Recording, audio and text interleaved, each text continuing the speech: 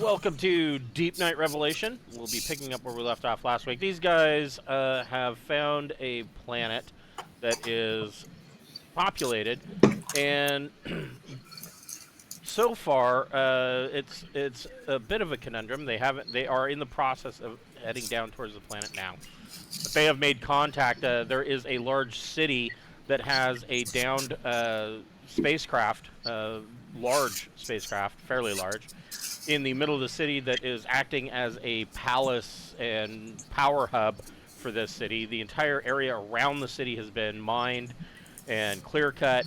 And the city appears to be, evidently, there are two different races. One is an avian race of humanoid birds. The other race is, I guess, kind of like octopus or squid. They're very strange looking, and so they're not quite sure how that all shapes out. But it appears that the rest of the planet is almost untouched virgin land. There are a couple of villages and towns, and some farms, and all of those people appear to be of the avian variety as well. So these guys are heading down to the planet. They have made contact with some of the squid people who evidently are called the Haix, and the city is called Grantrad City. The leader of which is a Haix simply named President Grantrad, and the city is evidently run by the Grantrad Trading Association, and so these guys made a deal that because they want to build scaffolding and do some tune-ups on their ship in orbit, and the part of the agreement was that there would be, when they left, they would leave the scaffolding in place that the Haix could use it, and they would, in the meantime, while they were there, they would do some trade with the Haix. But part of their agreement was that they would not engage in any trade transactions with anybody else on their own part, because it is the property. This entire system is the property of Grantrad Trading Association, and evidently the Haix take that very personally. Before we get started, we would like to thank a friend of the Greenwater Guildhall. None of these are sponsorships or partnerships of any kind. They are just products that we really like. Tonight, we would like to thank Dogmight Games. Dogmight Games makes beautiful custom wooden accessories for your games, such as custom DM screens, dice trays, dice towers. They've got a really cool thing called the Player Vault. But all of their items can be customized. If you order something that's customized, it'll usually take about 6 to 8 weeks to ship to you from the time of purchase. But they usually keep a lot of things in inventory. Their inventory might be a little bit... I don't know, they're probably in the process of re-upping their inventory right now because we are just past the holidays. But they have a lot of items that they keep in there just for quick sale. All of them are absolutely beautiful. Those items will ship in 1 to 2 business days from time of purchase. So if you're not sure how you want to customize something, or you're buying a gift and you don't know what it is that person would want, you should check out their inventory. We do have a code good for 10% off everything on their site. Just put whatever you would like into your cart, and when you're checking out, use the code FRIEND in all capital letters, and that will get you 10% off your purchase. We also have our own store via Zazzle. We've got hoodies and t-shirts and buttons and a fleece blanket, and we have a beer stein. I need to get on there. There is going to be a new hoodie added. I need to pick out colors and whatnot, but... yeah, so 100% of the proceeds from that store goes directly back into the channel, helps us with our subscription costs, such as things like Roll20, for instance. Also, any mapping software that we use, editing software, things like that. So, yeah, if you want to help us out, go get yourself a t-shirt and a button, and we really appreciate you. So, Josephus, go ahead and have Happy make a piloting plus dex check. Okay, let me 1 second here. All right, you want piloting and dex, you said? Yeah. Which that's 2, 3. All right. Oh,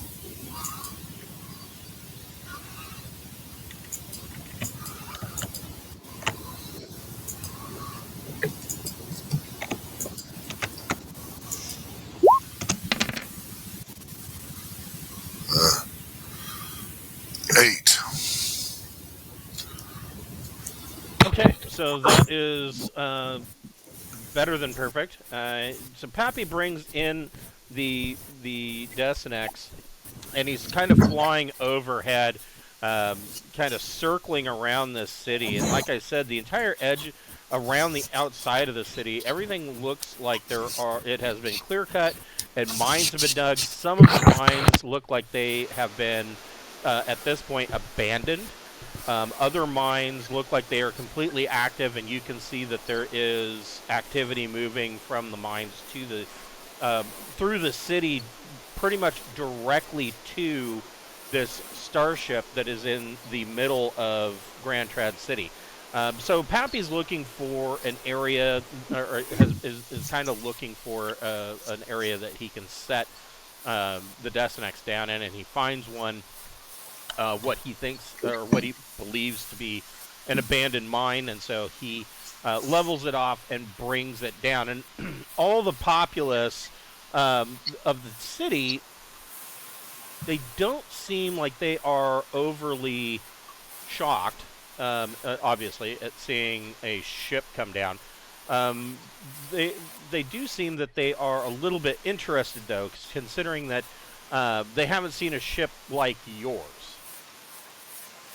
Everybody can make a recon plus intellect check.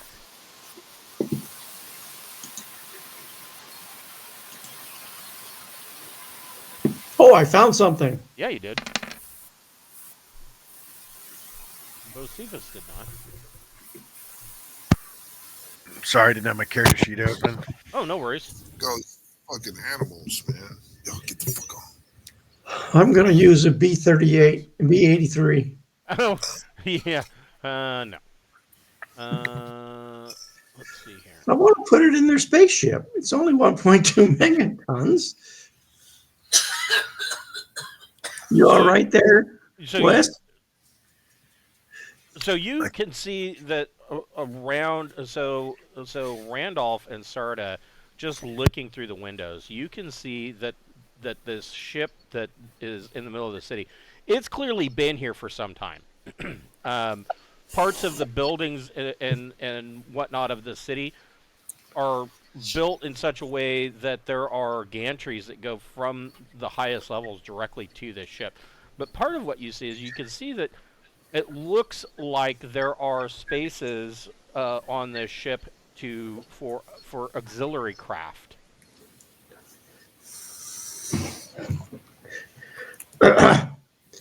It's big enough for No us. sign of the auxiliary craft really flying or anything. We don't see any. We just see spaces for it. Well, you I don't know. Sarda could make a electronic sensors plus intellect or education check. Sure. Yeah. Look at their Search your top. man. Does it look like we could fit in one of those spots, or are we too big? 200 tons. A really good. Oh.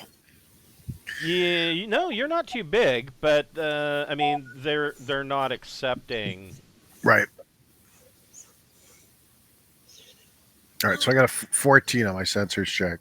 Okay, so You're seeing. So this is the trade ship that is docked in the middle of the city, and you do see.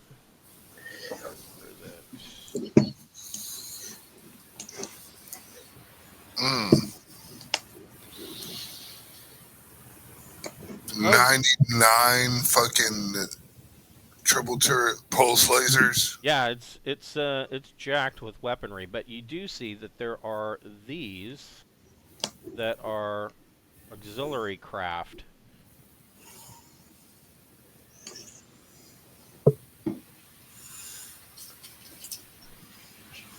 How much do they weigh? 700 Okay. tons. That thing looks hella cool.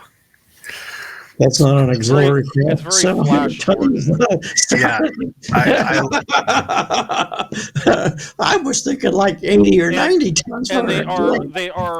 they are in positions at the top of this Haix ship. There's 4 of them in like they're tail landers.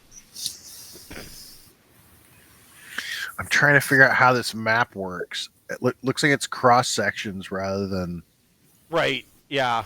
Levels. Back when they were still doing the It has 7 triple turrets. isometric. It has 7 triple turrets in this auxiliary ship. Yeah. They're Mama. warlike, man. We're not dealing with the pacifists this time. I would say not.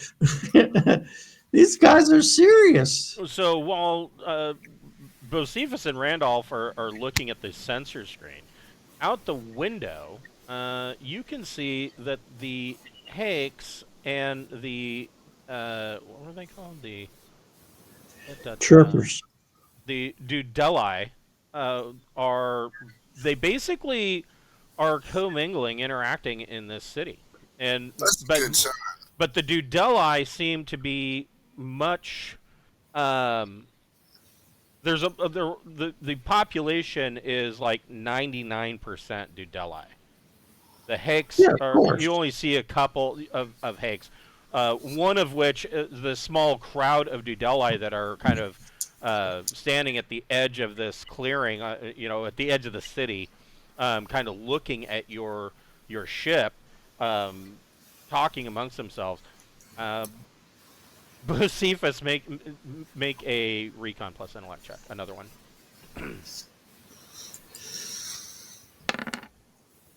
Okay. Does his sonar work? So you're looking out the window at these guys, and the Haix is just kind of standing there, surrounded by these Dudeli, and of course the Haix stands out against this sea of like 100 or 200 Dudeli that are standing around. But you're watching these Dudeli, and when you're watching them, your psychologist brain is having a hard time wrapping itself around how these people act, because the Dudeli, the bird people, they will be doing something. They won't complete what they're doing. Instead, they'll get up and walk over in mid-project and start working on something else. And then, or you'll see people that are standing there having a conversation, and the one guy's responding to them, and halfway through his response, they turn and start having a conversation with somebody else. It seems, to your eyes, to be complete madness. Yeah, they've got attention deficit disorder. Yeah, right. But you would guess that, except that you're seeing it on a global scale. At a genetic scale. You're possibly at a genetic scale, yes. Yeah. They might need some help evolving into their next stage of life. We might need to study them. Maybe some minor altercations. The other thing that they might thrive. The other thing that you notice, just through eyeballing them, it looks like there are several of them. Like you can see that there is, for instance, at the edge of town, there's a building that looks like it is some kind of wood crafting studio. They are using tools that aren't nearly as high tech as, for the fact that they have a starship as the center of their city. But at the same time, you see that there are obvious, these tools that you're witnessing don't look anything like the higher tech items that they have around them. They're using asses. Well, I mean, it's. They invented the saw yet? Or are they still? They've got saws and you know, what you're seeing is that they appear to be around a tech level 5 society, but they've been given tech level 9 stuff. Yeah. For instance, they'll have a crank-driven wood lathe, and next to that, they have a fusion reactor-driven kiln. They're Nice. just, yeah. They make good pottery. Might not go in sure. the dark, but I'm not sure why they're stranded. I mean, if they've got other working ships, then they're obviously not stranded here. So I don't know. Maybe they misjumped and got really separated from their own civilization. I I don't know. Well, I mean, we'll have to go talk to them and interact to really get too much more.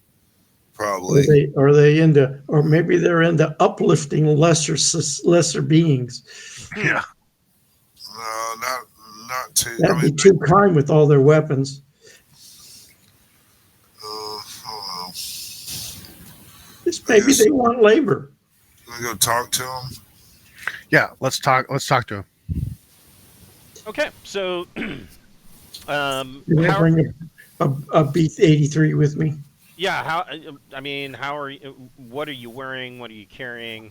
I mean, keep in mind this is kind of a.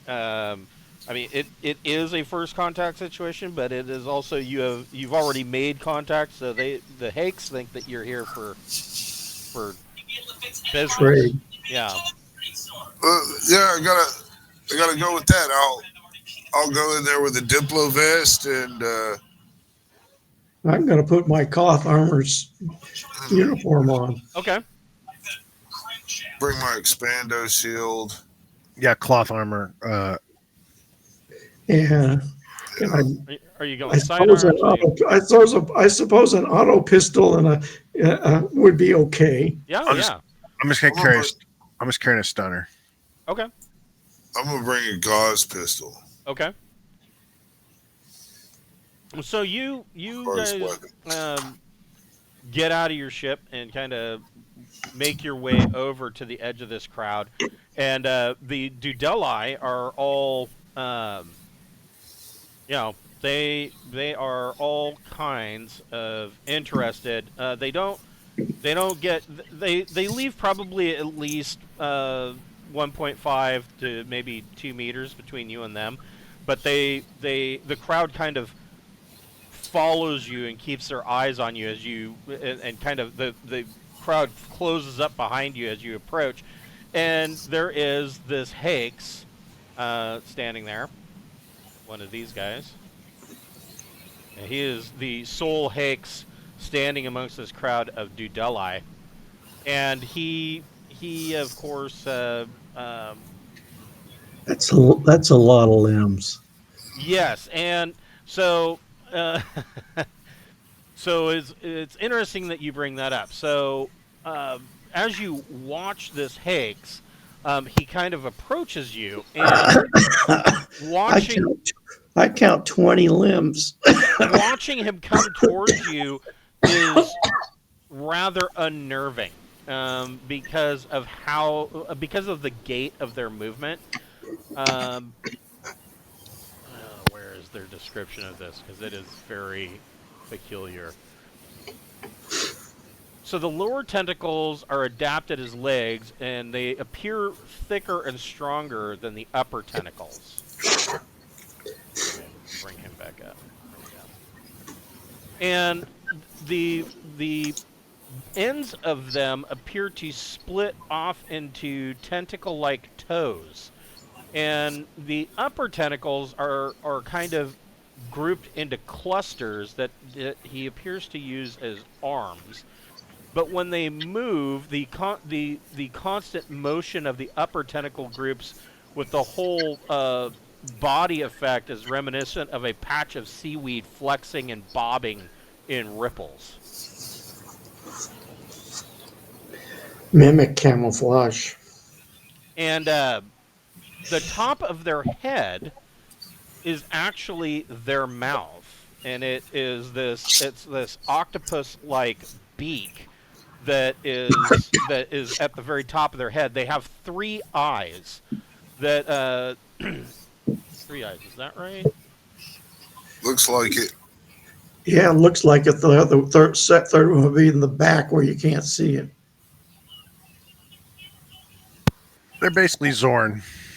Yeah, they are. They are very peculiar looking, and so, like I said, as you watch him kind of move towards you, his gait is a little unnerving, just in how it walks. Bocephus, roll a sanity check. That's a new one. 6. So, all right, let's do it with no bonus to see how it works out. 7. Okay, so Bocephus is more nerved out than the rest of you at seeing this Haix, because at some core part of your being, for your species, you look at this and you can immediately see that this is a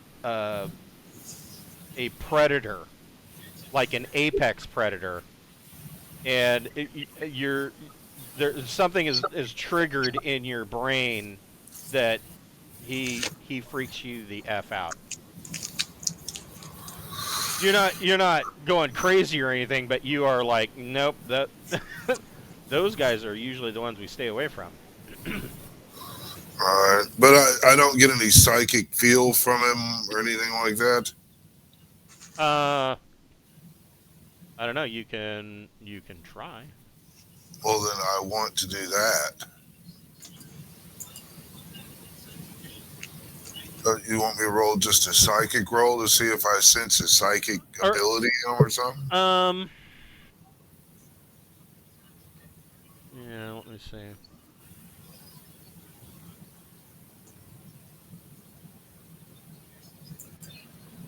Yeah, it'll just be a read surface thoughts. All right. Well, I'll get a little bit more out of it then. There. Yeesh. Ugh, man, I'm not on the dice today. But, yeah, all right, I'll deduct a fucking side point. So yeah, you're not picking up you're not picking up that this guy is psionic. But you're also not really able to gather anything. It's almost like not that it's not like active blocking. You're not getting static, but it's almost like it's too alien for you to really grasp.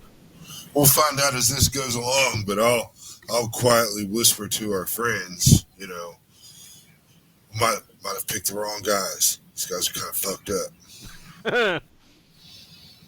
Yeah. We might need to poison them all. I wonder what the AP rating on their skin is.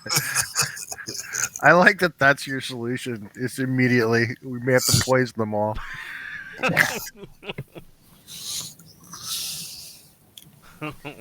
Mama.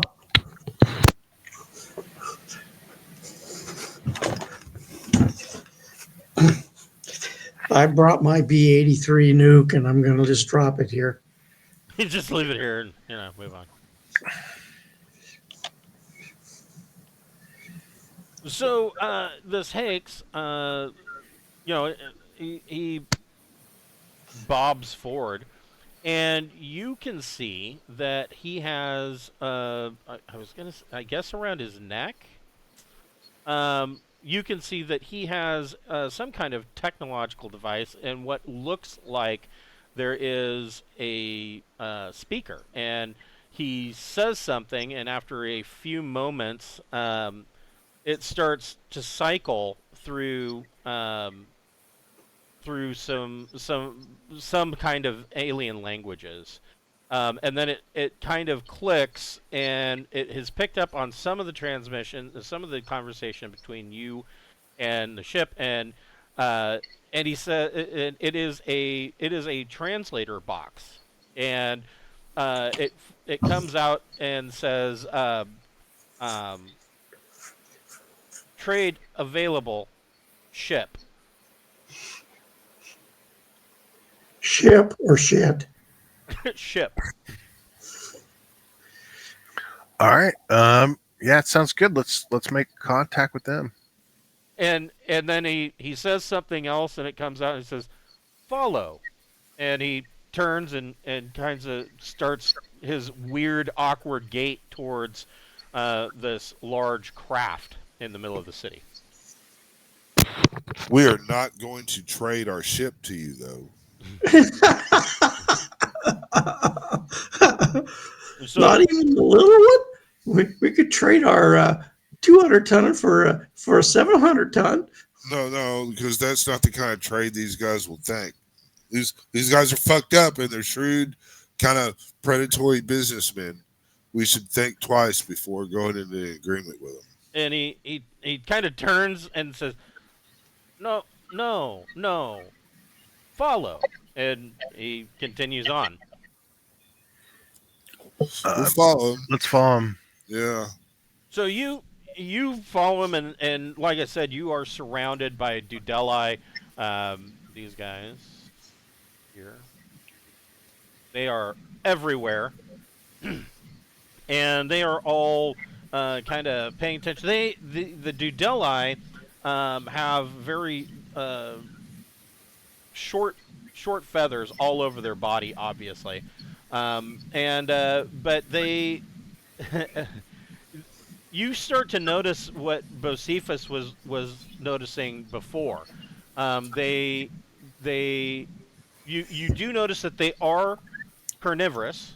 There is a small area set up where several of them are eating. I was going to say pecking, racist, but they are eating meat and some grains, and they have clawed three-toed feet. It looks like their wings have turned over through evolution, have become these long, super long arms, and their hands and these long clawed talons. So their hands just seem exceptionally large.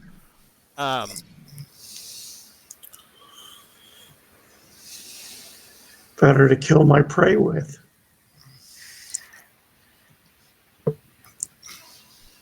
Yeah, it says I they're don't think I want to go play baseball with these guys. Yeah.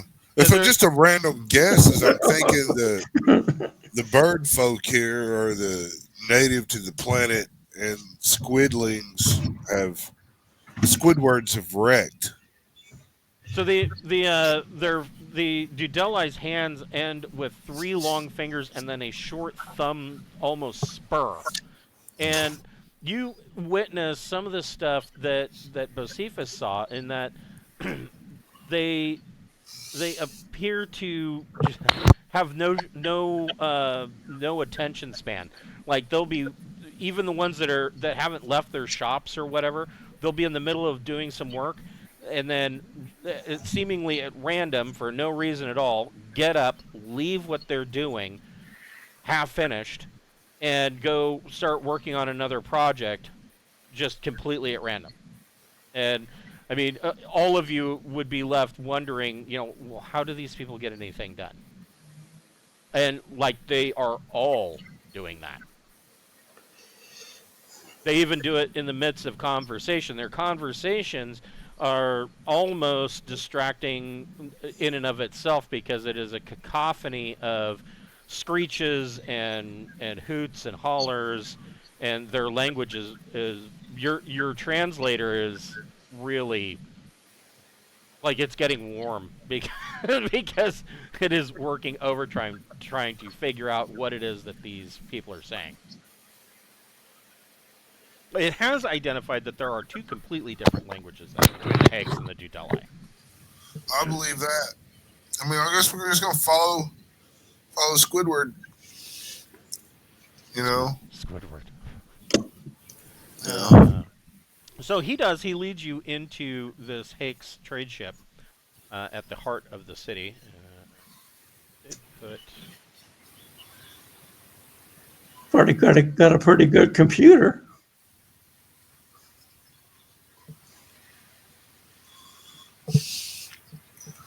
Sensors are crap. It's just a fucking low tech fucking battleship. I mean, they just seem really, really geared for war. We can fucking offend them very easily, I think. 216 million missiles. yeah. Are they all nukes? No, they are standard missiles. But he leads you into this cargo hold here, and you can immediately see that overhead there is a cargo crane for moving large cargo, and he is describing, and your translator is coming up, that if there is something that you want that is specialized, they have a manufacturing plant. So it is possible that they can manufacture stuff. You are seeing what you are seeing in this cargo hold and stuff that is coming out of their manufacturing plant looks like it's about tech level 9. Yeah. Okay. Mm-hmm. I get it. Good enough for making a space suit. I'll ask them if they're shipwrecked. What's wrong with their ship? And he says, I gotta look at this because this is very specific too.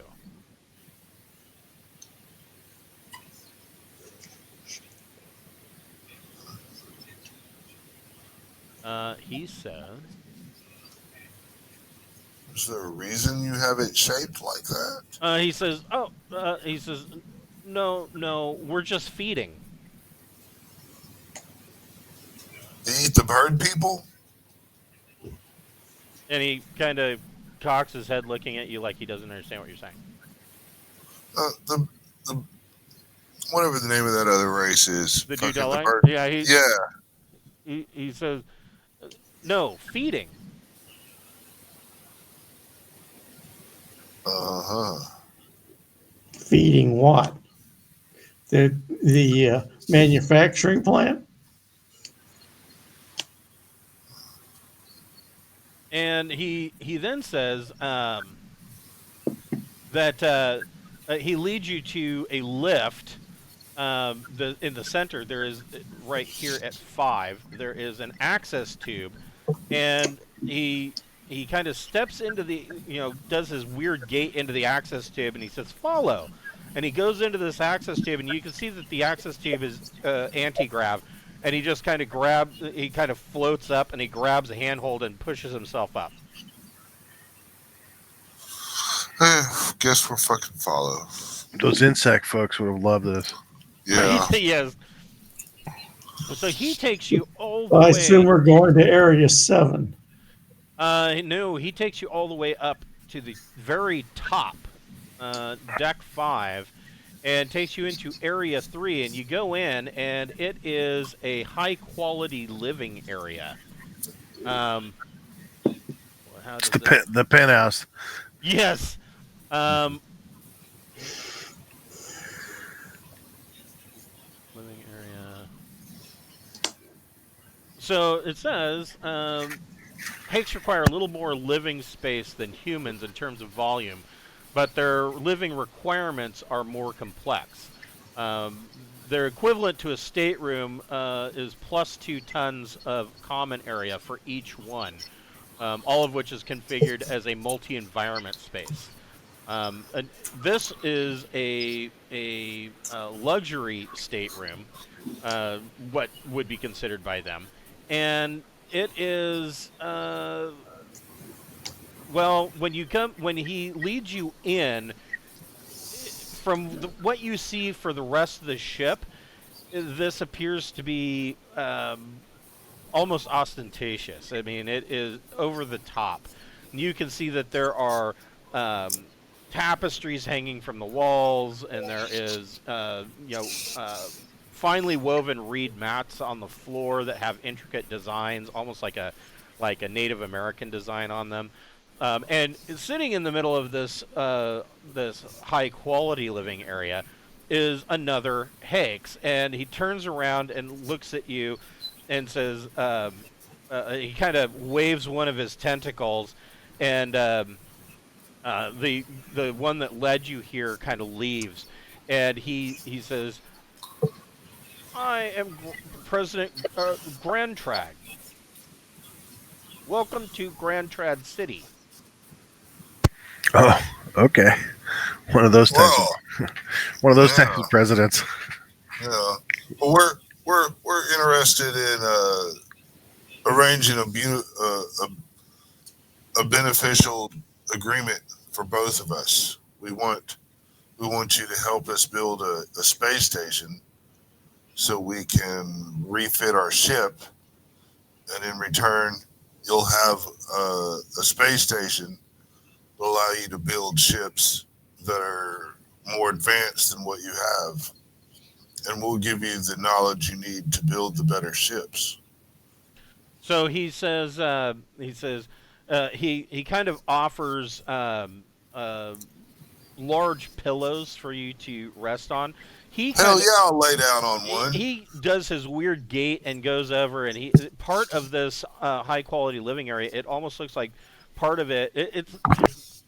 It's laid out kind of like a demo garden with a fountain and koi pond that you would see in like a landscaping or like a D7 or 7Ds landscaping place where, oh, this is what you could do for your backyard, and here you got your pond. He's got like part of this high quality living area is actually submerged in water, and he kind of goes over and just kind of sits and lets himself kind of bob in the water, and I would think so. and he kind of offers you, pillows and places for you to sit around the area, and a small robot on wheels kind of comes in, and it has a tray with drinks on it.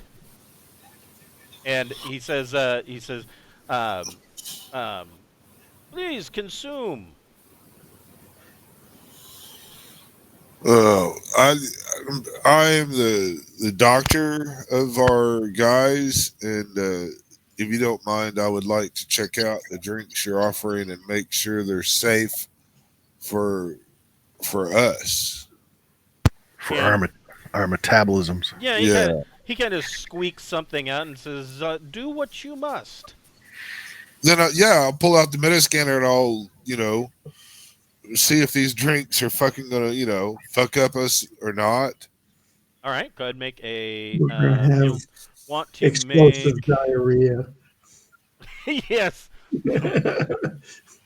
Eating strange shit on random planets just might not be good for the human or the No, it might not. Chikari or any. We're getting a big alphabet of races. Yeah, Oh, go ahead and shit. make a life sciences biology plus intellect or education check.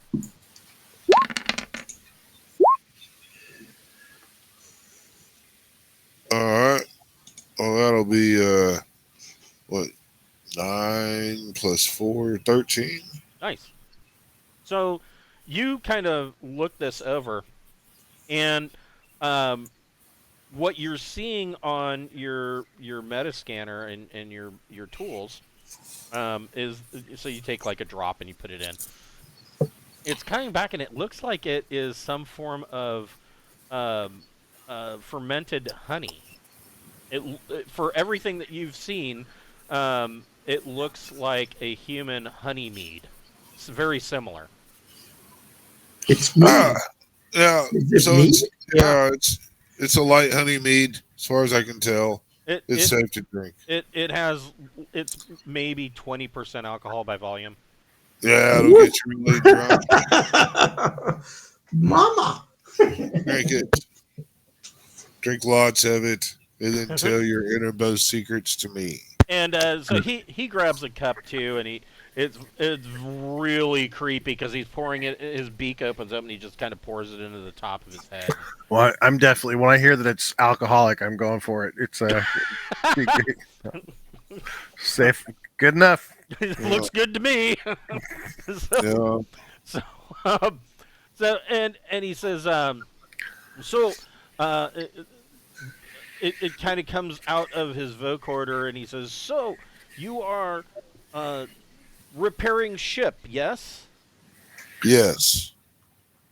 He says, we can supply J2 jump drives. We don't need any of that. We need to be. Go ahead, Sarda. Tell them what the fuck we need. Our ship's in good working shape. It just needs an overhaul, and so we don't need any jump drives or anything like that. We just basically need raw materials is probably what we're going to need more of than anything else, because we're considering building a docking station, a platform that we can work on in orbit. Our ship, our big ship can't land on your planet. It has to stay in space. He says, oh. He says, so. He says, you saw Belk when coming into system, yes? Yes. He says, we would be willing to, or the Grantrad Trade Association would be willing to grant mining rights to the planetary belt. He says, in exchange for in exchange for the scaffolding that you would have when you're done. Oh, okay. Yeah. Yeah. That sounds good. We may need to trade for other minerals that may not be available in there, but yeah, in terms of what we actually need to do to repair our ship, but that'll be a separate issue. But yeah, that sounds perfect. Maybe we ought to use the word retrofit. That's Instead of probably a repair. more accurate word. It's not really a refit, or Yeah. This is going to be closer to like a tune-up. So maybe retrofit is Yeah. actually. I mean, even retrofit's what you had done at Demnon.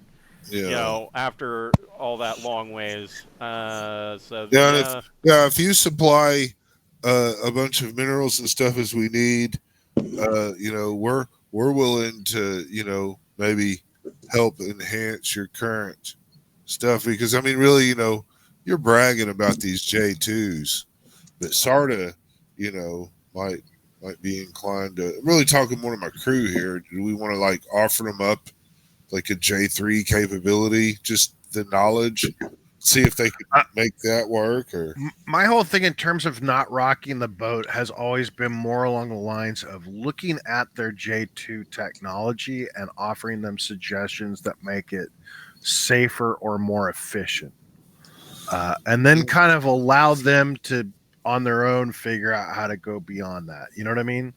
that's fine. I just want to. Yeah, that's I want to put more of a carrot on the stick. Yeah, Sure. that is his first question. He says, what would you be willing to trade in exchange for these additional minerals? And I will say we can trade technology. Says it's got a jump one drive. Right. So we can take you on a tour of our ship, give you an idea of capabilities, and then discuss technology trade. Okay. Because it looks like our technology is a bit more advanced than yours. And that may not be true of everything. You may be specialists in certain areas that are far beyond what we're capable of. But in general, it looks like our technology level is a little more sophisticated. Yeah. I do want to tell them about the fucking. I don't know if this sensors one is the civilian sensors grade. Yeah, I don't know if that's, is that the best they got? we need to tell them about the fucking mold and the threat, clear and present danger. They need to know that's coming, and we're going to save everybody. they'll be less inclined to fucking fuck us in the ass if they know that it's in their best interest that we accomplish our mission. Then he's kind of, as you guys are talking amongst each other, he kind of cocks his head a little bit, and he's trying to figure out what it is that you're saying, and he reaches over and he hits a button on the edge of his tank, and the robot comes back in, and the robot has a platter on it, and sitting on this silver platter are 3 little gelatinous blobby ganglions, and the droid comes up and centers itself, offering these 4 ganglions. And when you look at the President Grantrad, he is taking a tentacle and moving it up to his mouth, like he's picking something up and moving it to his mouth on top of his head. All right. It's So a snack. yeah. So I'm still full from lunch.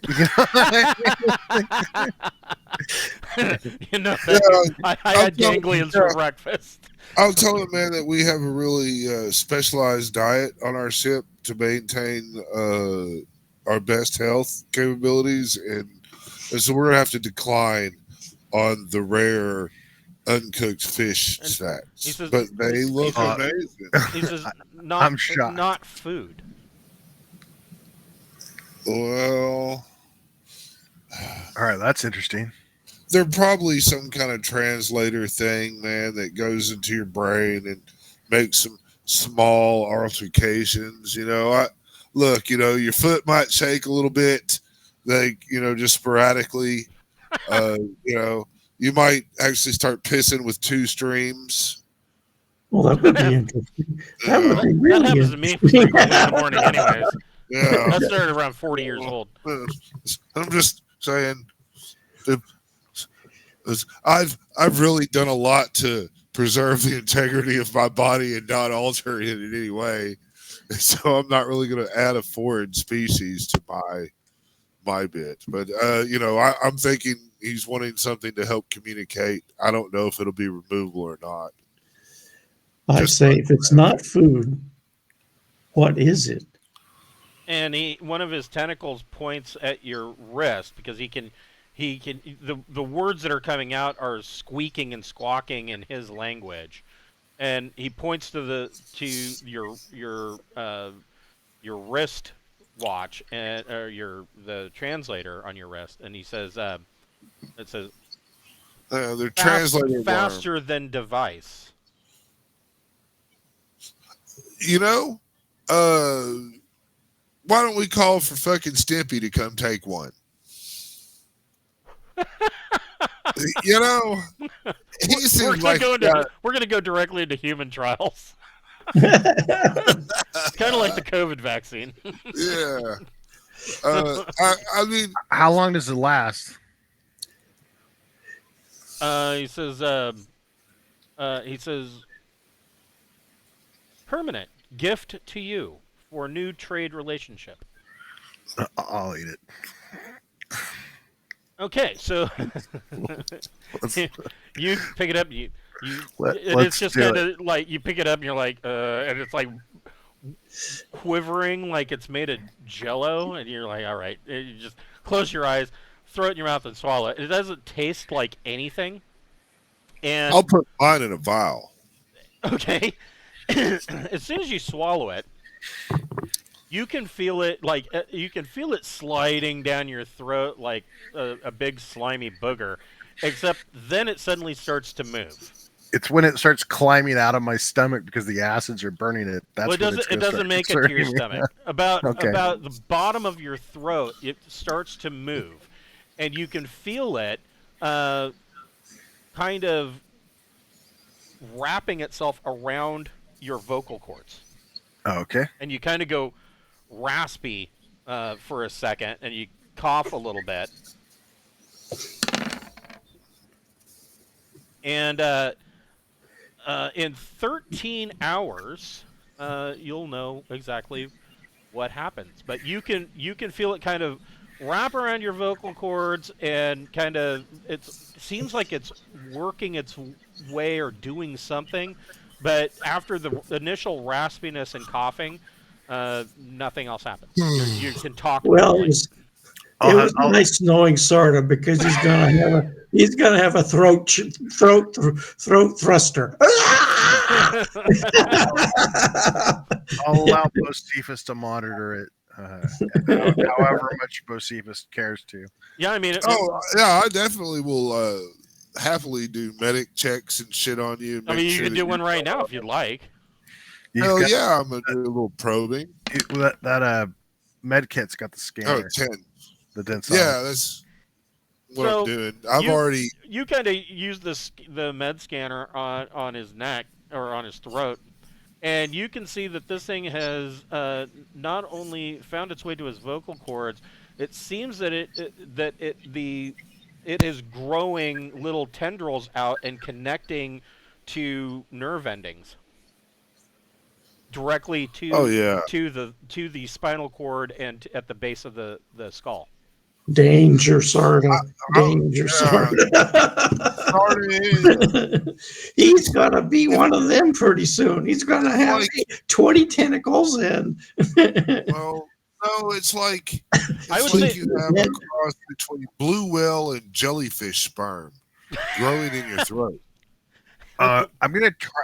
I'm kind of interested in trying to telepathically contact this creature that's in my throat. Yeah. Okay. I'll try to just read surface thoughts, I guess. Okay. I think it's a translator fish or some shit like that. Oh, I'm sure it is, but I'm just kind of curious. I mean, I'm now, if I'm going to now have a parasite, whether I can actually communicate with it or not. Well, I mean, it might have religious aspects you would know about. Might have a catfish tail. They sting you. I think that's enough. So you do surface thoughts on it. Doesn't really have any thoughts. What you get back is that it is biological, obviously, but it does seem that it doesn't have any actual thoughts. It seems that it is acting strictly on instinct. Okay. No worries. I was just curious whether I was going to have a sentient creature lodged in my throat forever. So this will be a little less complicated. Our marvelous doctor could remove it surgically. Well, I could. I could replace your whole throat. Go ahead and make a Bocephus. Go ahead and make another medic plus intellect or education check, and you can add +2 to that for your previous check.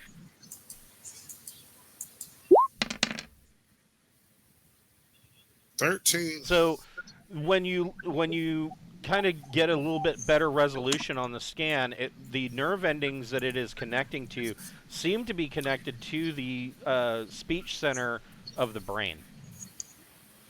Yeah. Speech and cognitive centers of the brain. Yeah, I really believe this is a translation type thing. It's probably just living off probably feeding it, and it's translating for you. I think you'll be okay. I scoop without touching mine into a specimen container. Okay.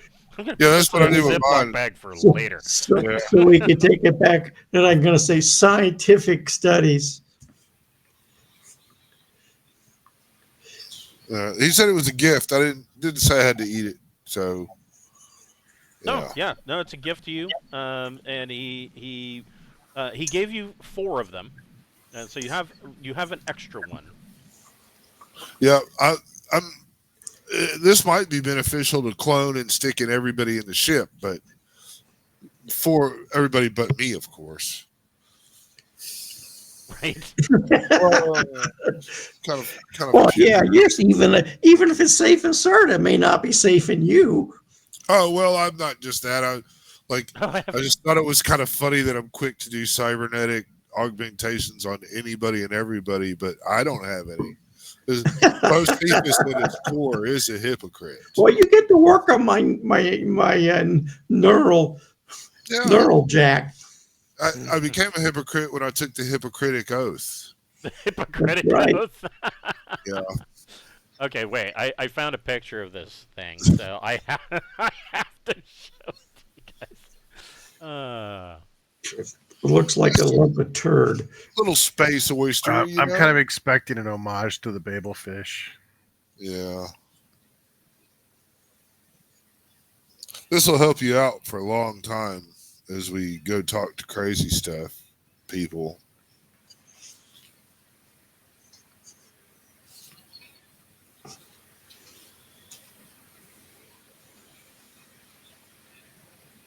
Oh, just a moment.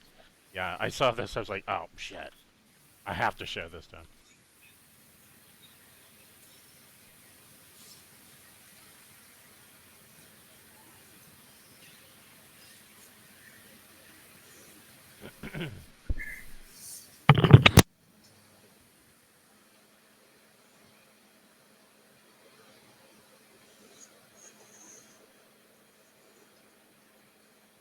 That's what came.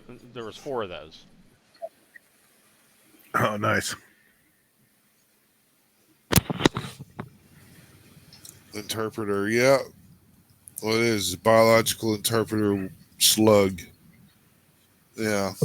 It'll definitely give you a little acid reflux. So if you essentially, what this thing does, after 4D hours of exposure to a new language, a traveler with an interpreter will acquire this language at skill level 0. If you continue exposure to the language, your skill level will increase to +1 every D3 days to a maximum skill level of 2. So essentially, you'll start speaking Oh, that's and kind of cool. understanding the language natively. That's cool the way they handled it mechanically. Yeah. Cool. All right. And he says,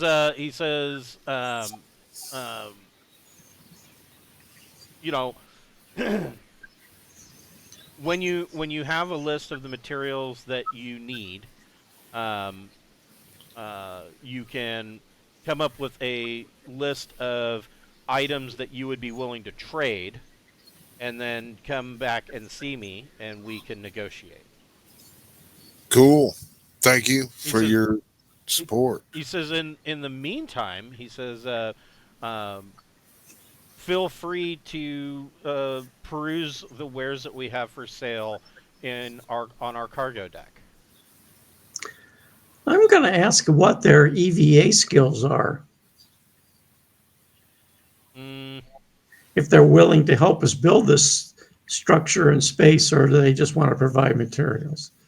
He really has no real desire to do that.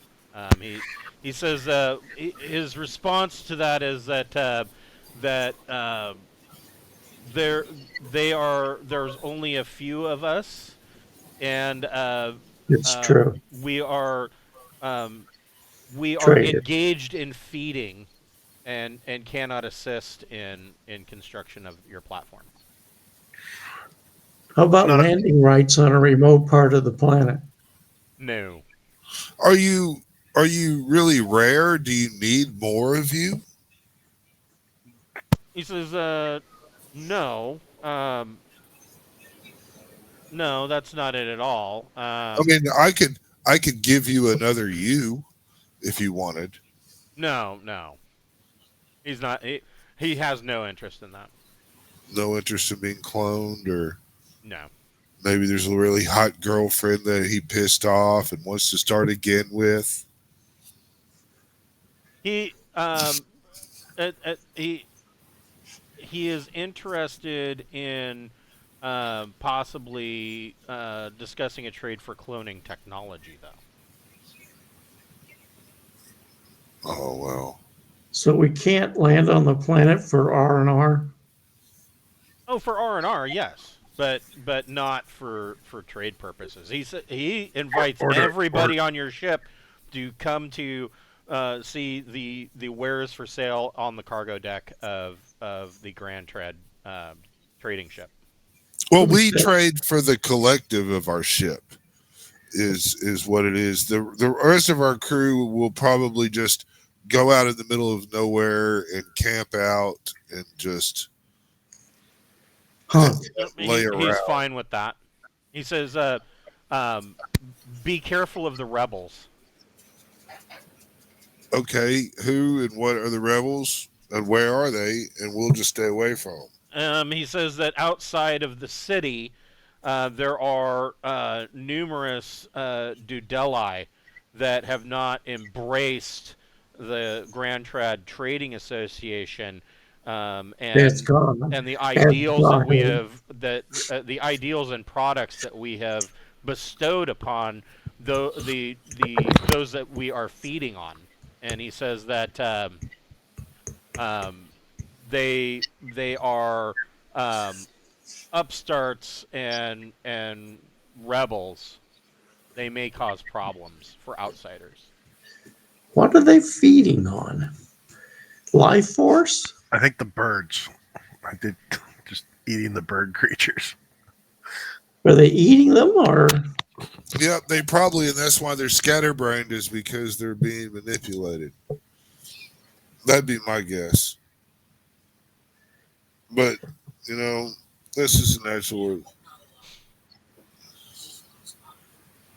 He says he refers to the Dudali of the of Grantrad City as trade partners that the Haix are feeding on. Yeah. He says the rebels outside the city are not partners. And they're not being fed upon. And when you say that, he says, unfortunately, no. He says, we have hopes to change that, though. All right. Well, let's. I don't particularly trust these motherfuckers. I mean, we'll end up being food. We, you know. It's very likely. Hold on just a moment. I'll be right back. Yeah, I think we ought to just go spend most of our time in space and away from their actual ship. You know? Well, I'm just shocked that they didn't want to send somebody to oversee what we were doing. You'd think they'd want one person to make sure we're not just out there fucking up their. They're feeding. I don't know if they really have full grasp of the control of what their ship and everything is here. It's really strange. But, I mean, their problems don't have to be ours. We can just use them for what we can and fucking leave. He says in regards to you being the trade masters for your ship. How so is they it? want to feed on us? How is it?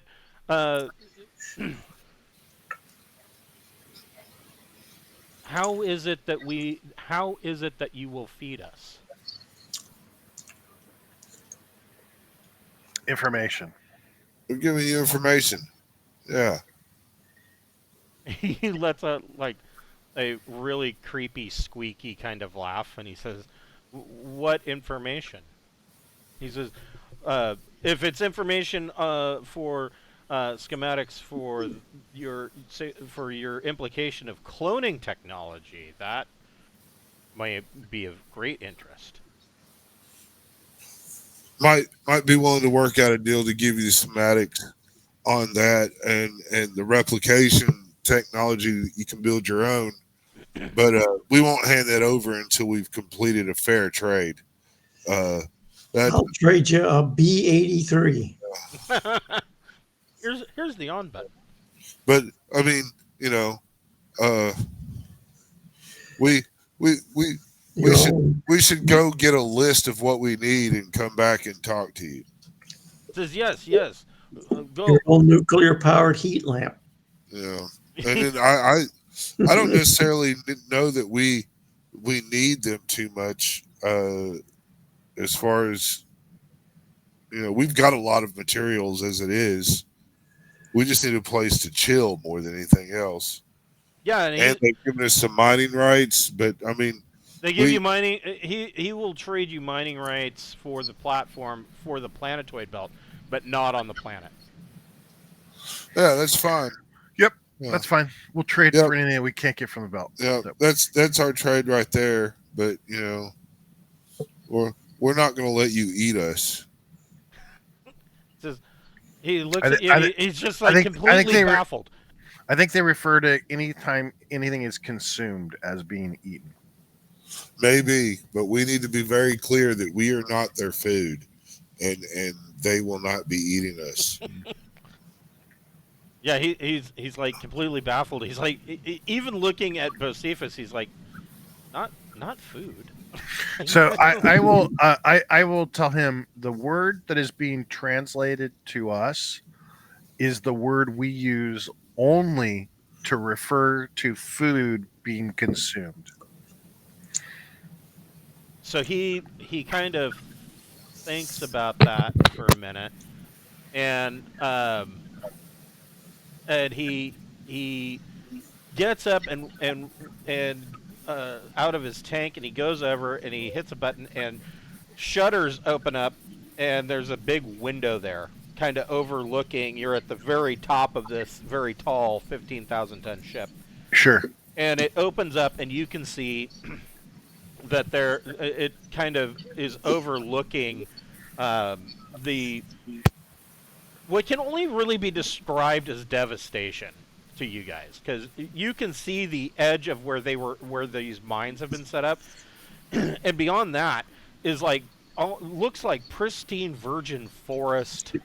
This is actually a really beautiful world, and grass fields, but up to that point, from the edge of the city and to the edge of that forest, it has been clear cut and strip mined, and you can see that there is just a constant stream of carts of raw ore and minerals and materials, some wood, that is being brought directly back to the ship. And he points a tentacle and he says, "Feeding." Yeah, so they're and I'll say, are you attempting to repair your ship? Is that what the plan is? And he says, "No damage." Are you planning on leaving this planet? Because it doesn't look like you're going to leave much left. And he looks around and he kind of sweeps a tentacle towards the window, toward the city, and says, "Much feeding left to do." Gotcha. Okay. He's here to drain the fuck out of these resources on this planet. Oh yeah. Yeah, no, that's I for still sure. think we ought to teleport a B-83 into his ship. Pocket nuke.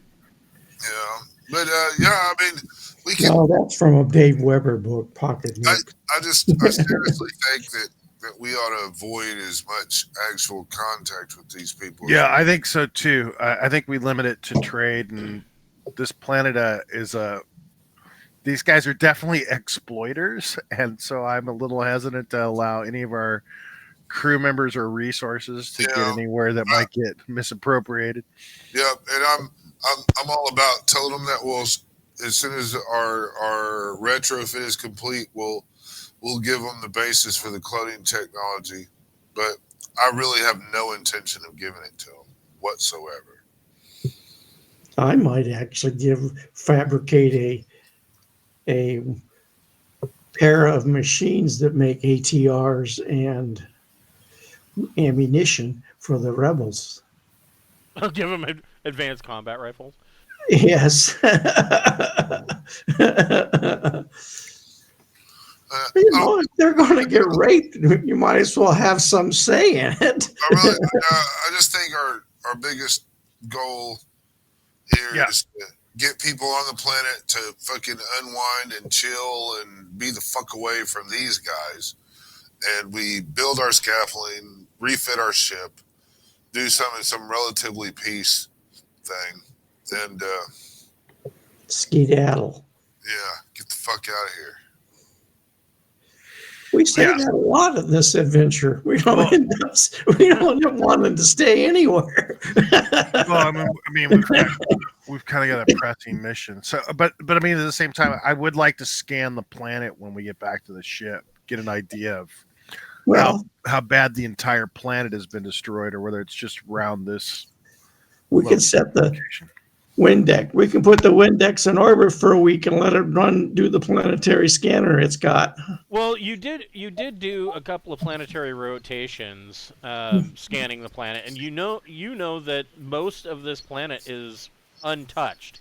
The biggest area, I mean, the only section that you see that is, and really is the only major city, is around this Haix Trade Ship, and that's where all of this mining and whatnot is going on.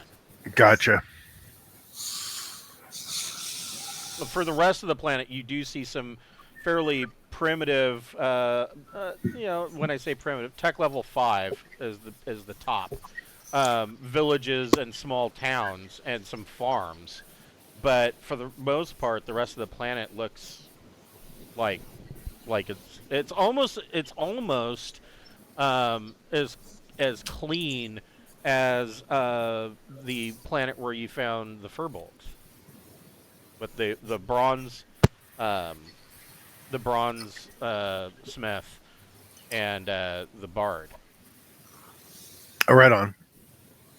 Not quite as marshy, but you do see that there are large lakes, some that could be considered small seas. It is a wet world. I wouldn't call anything to be even a small ocean, but there are some Great Lake sized. There are a couple of Great Lake sized lakes, and there are numerous streams. In fact, it just now started raining. Okay. All right, yeah, and we need to do that. We need to get our rest and relaxation going, and start constructing a scaffold. Okay. And maybe we ought to try to build the scaffold a little bit on a real wide orbit away from the planet as much as possible. Just if this ship gets on, I'd like to have our spinal mount gun ready to hit it. If they take off, we shoot that shit down. We're gonna want to scan. We're gonna want to scan the asteroid belts, right, and find where the minerals are that we need the most, and then figure out the best place to put the scaffolding, so that we don't have to travel too far. Sounds good to me. If we could put the scaffold on the other side of the asteroid belt, that might be a smart thing to do. Yep. We could actually put it in a geosynchronous orbit and not just leave it sit over one place. Yeah, you could drop it at L1, and it would be only require minimal positional jets every now and again. But beyond that, L1 is your best spot. Nice. Sounds good to me. So, I mean, so you guys are heading back down the tube. Mm-hmm. Okay. So he seems pretty optimistic about your feeding future. Yeah. And I sprinkle a few microphones on the floor as I go out.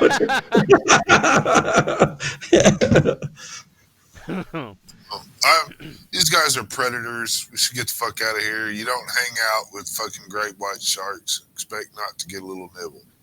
So you guys all come back down to this level, just kind of float down and let yourself out. You can see that these number 7s are large. It's like a food court. They are large social areas with numerous different foods, and you can see that in these social areas there is a commingling of Haix and Dudeli, and some of the Dudeli are eating, and they seem to be friendly conversing with the Haix, like they're all getting along. But everybody can make a recon plus intellect check.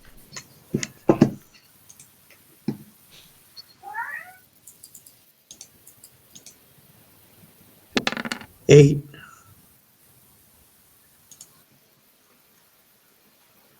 So, Okay, so Randolph and Sarda, as you guys are kind of noticing this food court, and you're kind of heading back towards the this end of the cargo hold. There are these 3 massively large cargo holds, and there are crates that are open. There are kind of shelves that are set up. Some of the stuff that is for sale is clearly, you're guessing it's not from here, but some of the things one of the things that you notice is that coming in this cargo door, there is a constant stream of minerals, wood, minerals, ore, all going to number 14, and you can hear the sound of gears grinding and welders working and all manner of stuff. And every once in a while, you see the cargo crane take something from 14, from this manufacturing plant, and bring it out. And so one of the things that you see that there is a Dudelic couple. You can now kind of tell that there is a male and female. The females seem like they're a little bit smaller than the males, a little bit more finely. They have finer feathers and just kind of a like the difference between a male and female blue jay almost. And they have a fairly young child with them. You would guess, if it was a human, somewhere along the lines of 5, maybe 6 years old, and the mother kind of has it by the hand. And this cargo crane comes out of the manufacturing plant, and it brings down and lowers down onto a anti-grav platform, or like a sled. What really looks to you like a washer and dryer. Okay.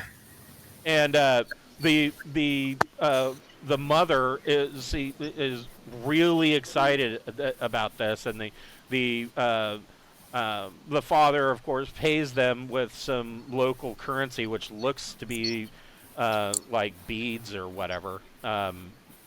Small, looks like small little metallic balls, and they take off with the anti-grav sled, and a Haix is pushing the anti-grav sled, kind of like they're going to deliver it to their home.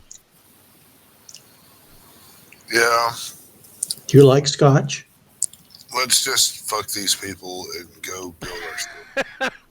But looking around the cargo hold, like I said, you do see that there are some interesting things for sale. There is on a rack, and it seems like there's a crate full of, not full, but it looks like they've got about 10 of these things sitting there. There is this suit that looks like it might be, it almost looks like a hoodie, but it's got like crystalline plastomar plates in spots that look like they're possibly like armor. But it looks for all the world like, like a workout hoodie. It's not anything spectacular. Then you see. So, I wonder what preys on the bird people.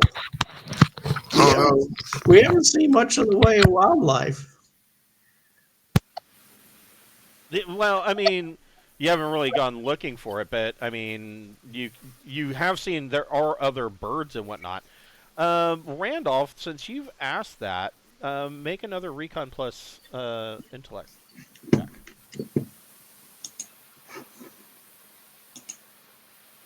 Six. I don't notice. No, you do. So it was a routine check. So the thing that occurs to you that you have seen other birds in the air, the birds that you have seen flying around don't look anything like the Dudeli. Well, that's really interesting. Maybe first of all, they're nowhere near the size of a Dudeli. I mean, the Dudeli are, probably the tallest of them is 1.6 meters tall. These birds are really small. No, they're even shorter than me. Yeah, I mean they're not terribly tall. Of course, That's that could like also be because they about are 5 kind of, feet tall. They're less they're- than 5 feet tall. yeah, they're a little bit hunched.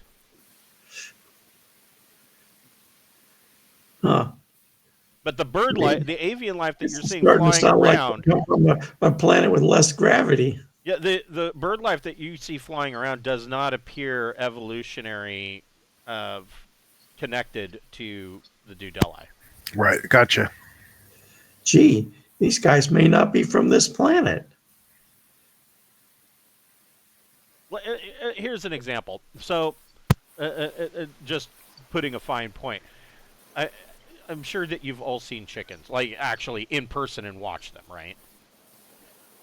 Yeah, and I've actually done other things with them. Well, like yes, yes, like but if you take actually an axe and go. if you actually watch them, it can be quite fascinating if you have seen a fossil of something like a velociraptor, because you can see the evolutionary link between that fossil and that bird. I mean, it is obvious as shit. And if you watch chickens, they will act. They are predators. They really are. And they will act in a pack manner, almost similar to dogs. But you're not seeing that connection here. Huh. It would be This is like really- seeing a bat and thinking, okay, well, how is that connected to a bird? I mean, it's almost that level.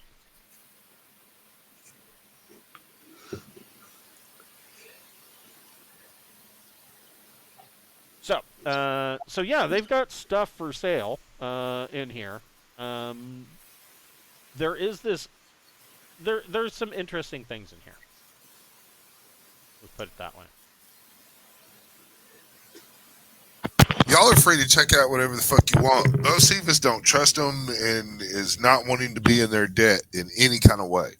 So, Yeah, well, that's the problem. You don't have any local currency, and they're of course going to want to find. They're going to look for some angle to trade, and you can almost guarantee that any trade deal that they are going to make, they're going to come out somehow on top compared to what you get.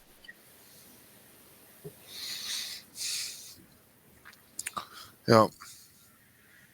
Then yeah, I'm not really going to spend. I will kindly wait for everybody to finish browsing if that's what they want to do. Yeah, I mean, what's your plan here? Do you want to go back to the ship and contact Revelation and let them know what the deal is, or? Yeah. I think that's our best bet. Okay. We want to get off. Yeah. I think we want to get off planet.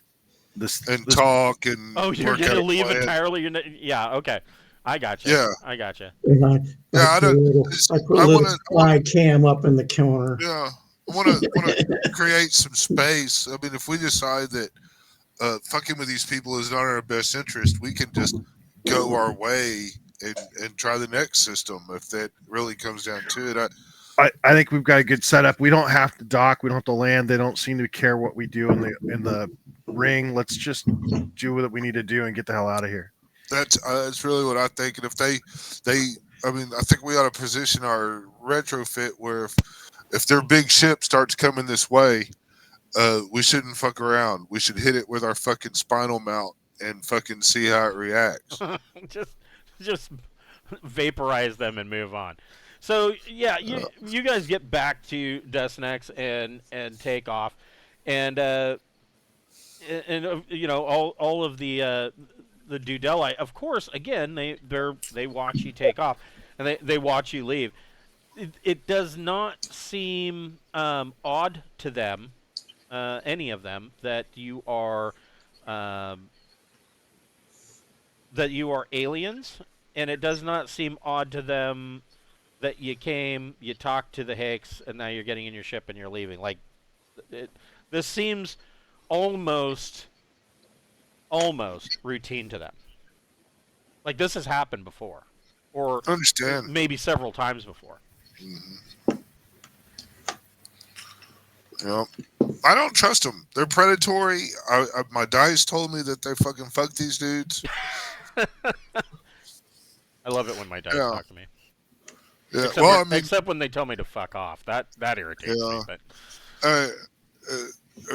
dolphins don't like fucking sharks because they're predators. So even though dolphins are predators. Yeah, well, Yeah, but us water mammals and the descendants, we got to look out. We don't trust fucking Fish, horned like fish birds. except for food. Yeah. Oh, I thought they might have been better, but they're not. They suck. They're predators.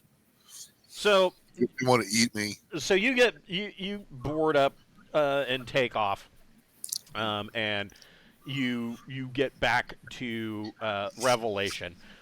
Revelation has already been sending out probes, and they have come back. The belt. There are a number of planetoids.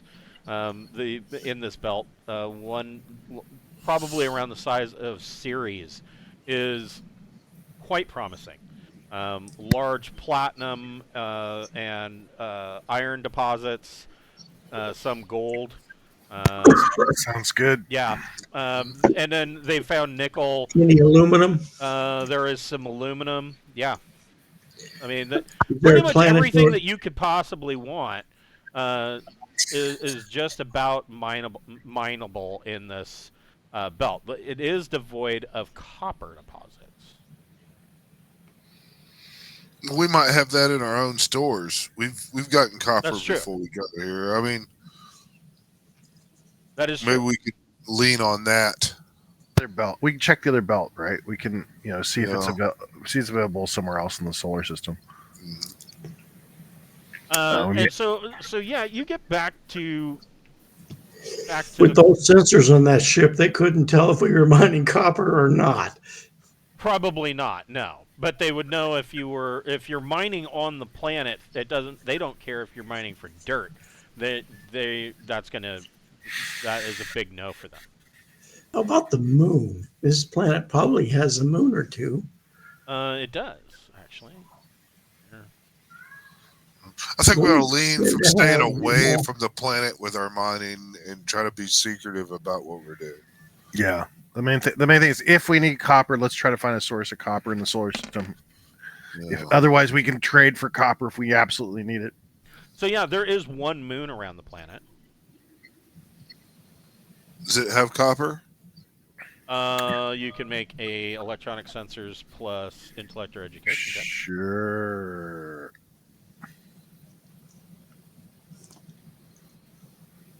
Anything to make Sarda roll.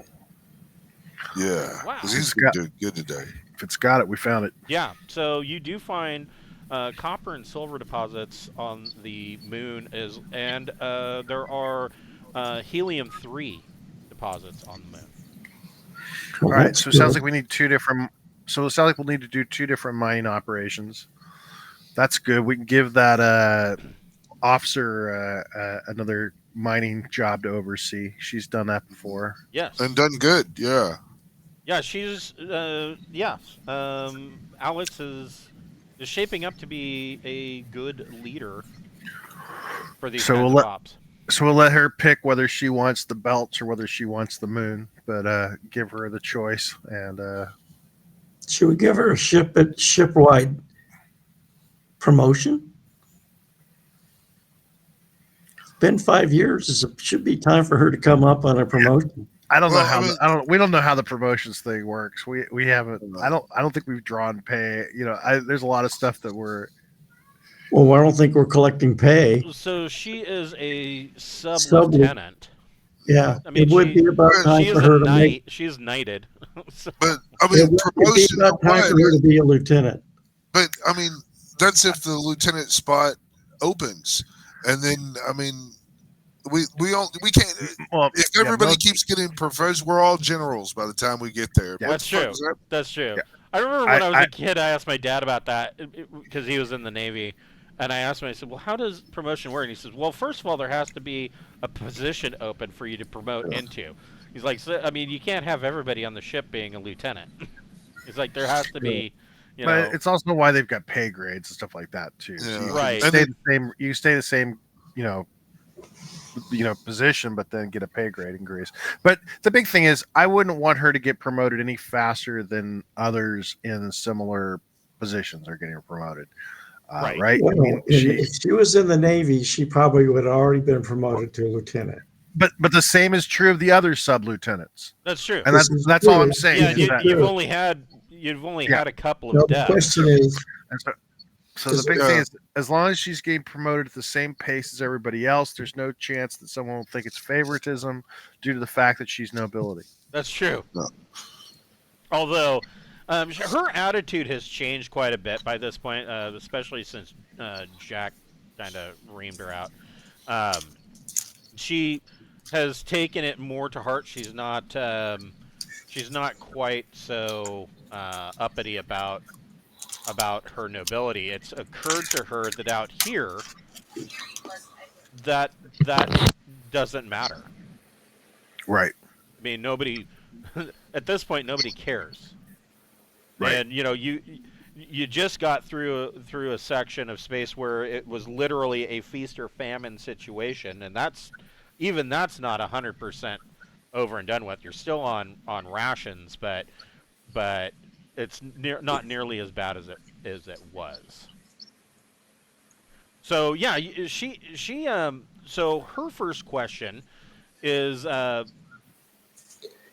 she says, so are you briefing them on what you found out? Are you briefing everybody about what you found out about the planet and about the Haix? Why would we not? Okay. Yeah. Full briefing. And what is your recommendation when dealing with the Haix or the Dudeli? And I'm assuming by now my vocal cord thing is resolved, or no? Yeah, I would say that by now, definitely, you would have you would get Haix at 0. So language Haix at 0. Okay. yes. What do And you want? I would actually say that you would also get Dudeli, language Dudeli at 0. So yeah, so we'll mention that they've got this weird octopus thing that you swallow and it'll help you speak in their language.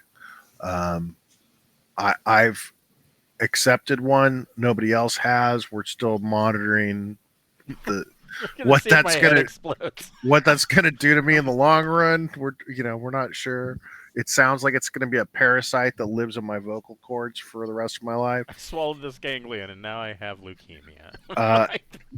Depending on what the results are, other people might want to go through with getting the similar thing. I could probably clone them. But this You probably could, yes.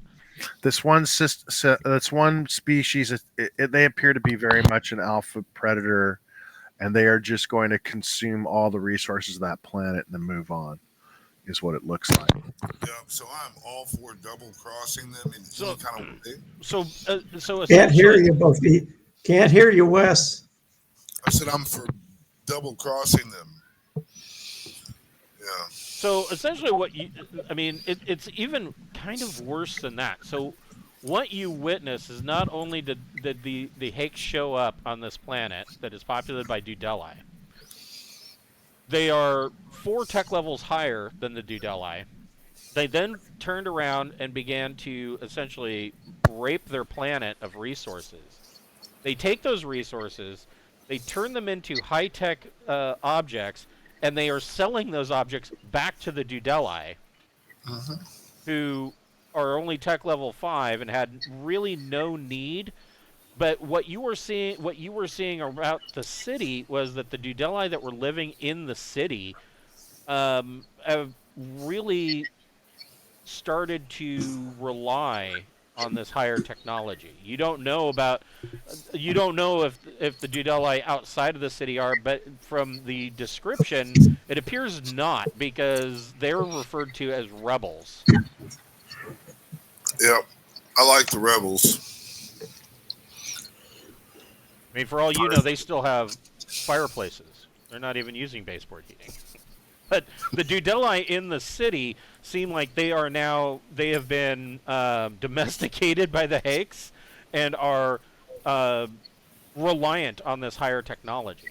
And the other thing that you notice is that it seems like the Dudeli are almost in competition with one another, like they are trying to keep up with the Joneses. Like if their neighbor has something, then oh shit, we have to go out and get it too, or we have to go out and get a better one. They make good people. Do they appear to be monitoring us in any kind of way? The Haix? Yeah. There's another one. So, somebody can make an electronic sensors plus. Yeah, sure. If somebody wants to make an electronic sensors plus intellect or education check, and somebody else can make a electronic communications plus intellect or education check. I think you're better than me at comms, Bocephus. Yeah, but my dice are sucking with a 6. So, What it is. with your sensors, it does appear that the Haix Trade Ship has sensors. You're picking up EM readings. It looks like they are aimed, watching you guys on their sensors. But there's no sensors. Bocephus is picking up a lot of communications traffic, but he's not able to detect anything like they're purposely listening in. But there is a slew of TV and radio programs that, like I said before, it's really hard to describe it. Most of it seems to be like infomercials and documentaries that end up being infomercials. These guys are the worst. We just need to avoid doing deals with them. Do our shit and go. Still what I think. Can't get their There's one channel species of nothing equivalent. There's one channel of nothing but Vogue on poetry. That's right. I just want to get their equivalent of the A-Team series on tape. Oh, it's going to be the whole series is nothing Just but trying to product sell placement. you wheels for your van That's and right. action figures. It's just nothing but product placement throughout. Yes. And it's interrupted every 5 minutes by a commercial. Every season they have a different van inexplicably because the sponsor changed. Right. Exactly. Exactly. I forget which. Yeah. There was a sci-fi show back in the 90s. I forget which one, but it started out and it was really weird because every single car you saw on the road was a Dodge. And then Right. about season 4, every single car that you saw on the road was a Ford. That's great. That's I see that the sponsor changed for this show. I remember second season of Heroes. It was very obvious they had some car placement Right. that was not there the first season. Yeah. But yeah, I think we ought to focus on R&R as far away, So isolated as possible. So Alex's question is, she says, are you sure that you want me to be in charge of the mining team, and not in charge of security for the ground team? Because it sounds like, obviously, we don't know if the Dudeli living out in the countryside are, as they say, rebels in air quotes.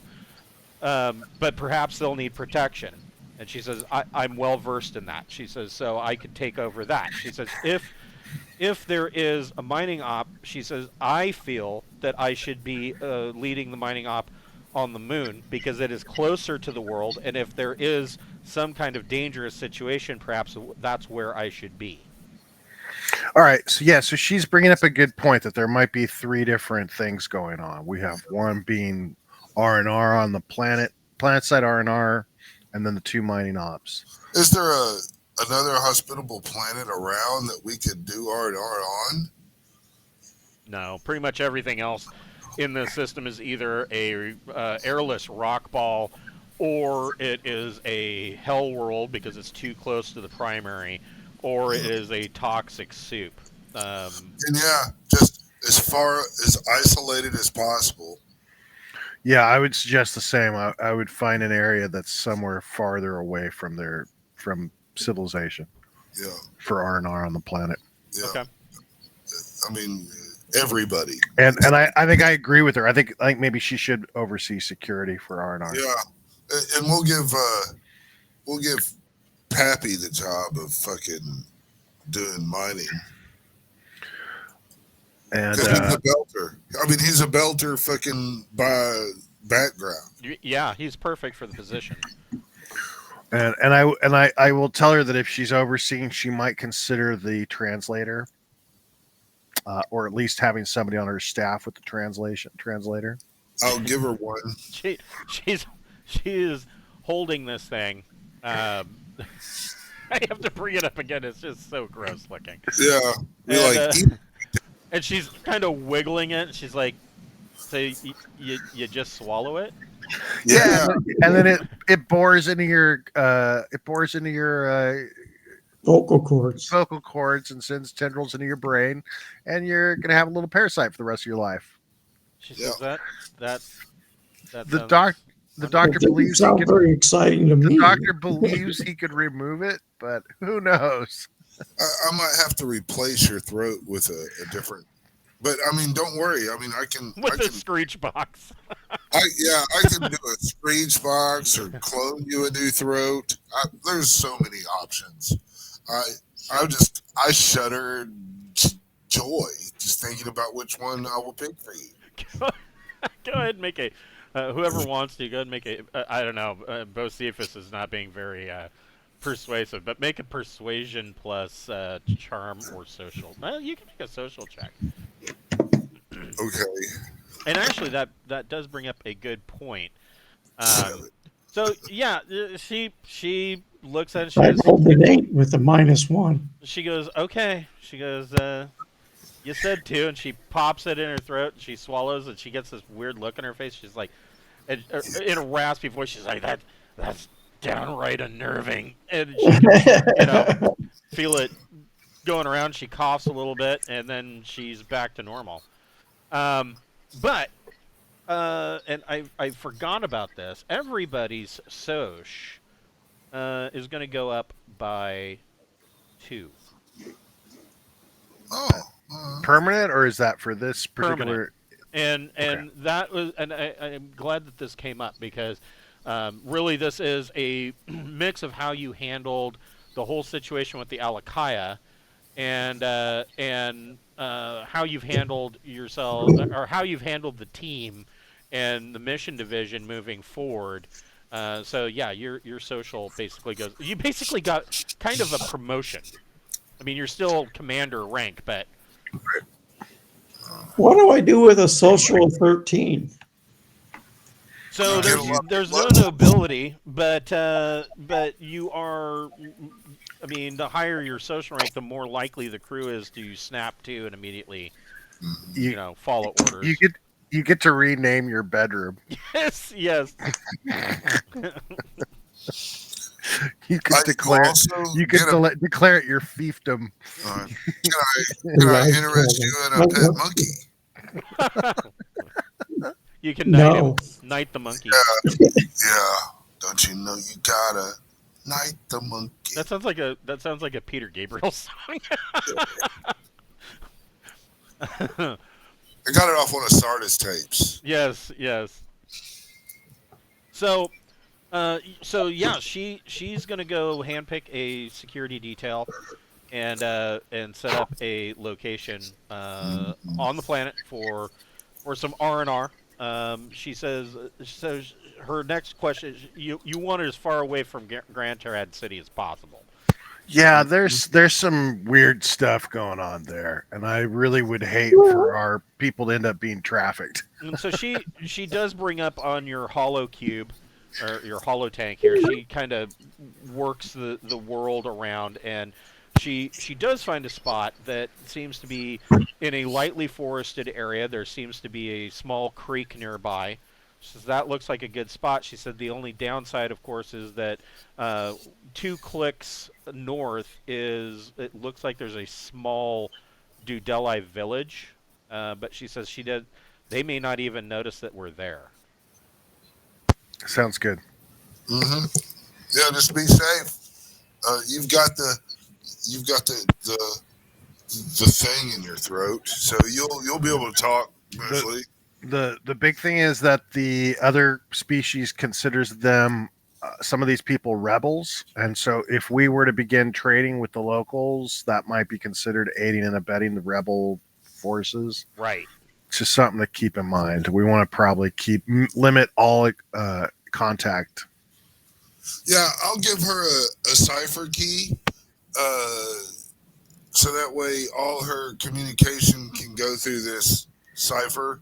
Gotcha. And, So it'll all be encoded. Yeah, encoded and encrypted. So if they are eavesdropping, then it's not so easy. Well, I was just worried that if they make contact at all with our people and we begin just even exchanging food, that might be considered aiding and abetting the rebels, and we might run into that's all I was trying to. Yeah, interfering with their feeding. Yeah, exactly. Okay, so she's gonna handpick the team, and she's if you want to take this off your plate because you're gonna be running from the bridge, you'll be running the mining ops and monitoring all of that. She says she will go ahead and start a rotation with the for R&R after they have the base set up, and she says she was planning probably a few of the people from the mission division and a few of the people from the sciences. Just give them some rest and relaxation. She says her idea of rest and relaxation, especially for the sciences division, is that those types, they're going to go out into the field and they're going to want to do some planetology and run tests and stuff because they're nerds and that's what they like to do.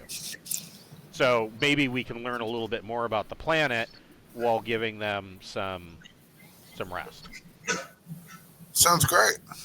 Yeah, sounds good. And she, as she's walking out of the briefing room, she looks over her shoulder and she goes, "And I'll try to make sure that we avoid a situation like the last time with the big armadillos and the birds." Oh, yeah, that'd be bad. And she kind of laughs, and she. Nice, yeah. So you're going to send Pappy out to the asteroid belt. That's correct. Okay, so Pappy is gathering a team to head out to the belt. What is your plan for the moon with its copper, silver, and helium-3?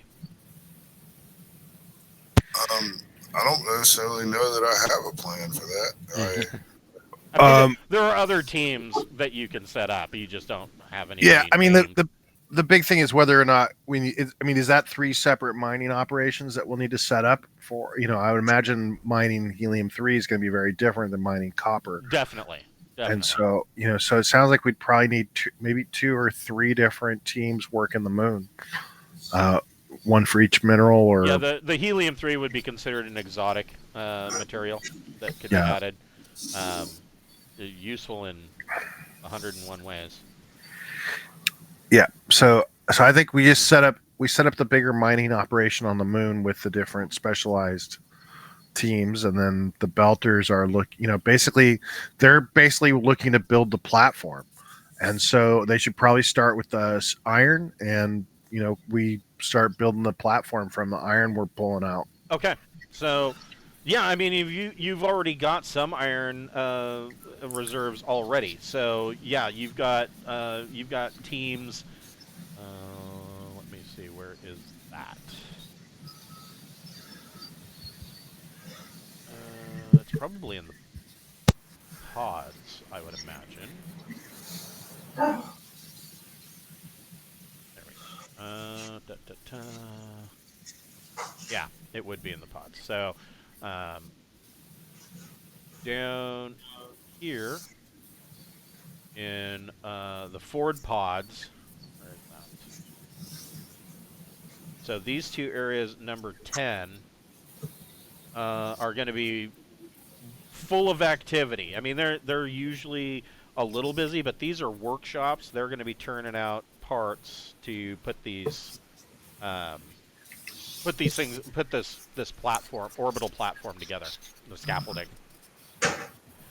So then the next question is, where do you want to leave, because your agreement with the Haix was that you would leave Revelation in orbit around, we're just going to call the planet Grantrad for lack of a better term.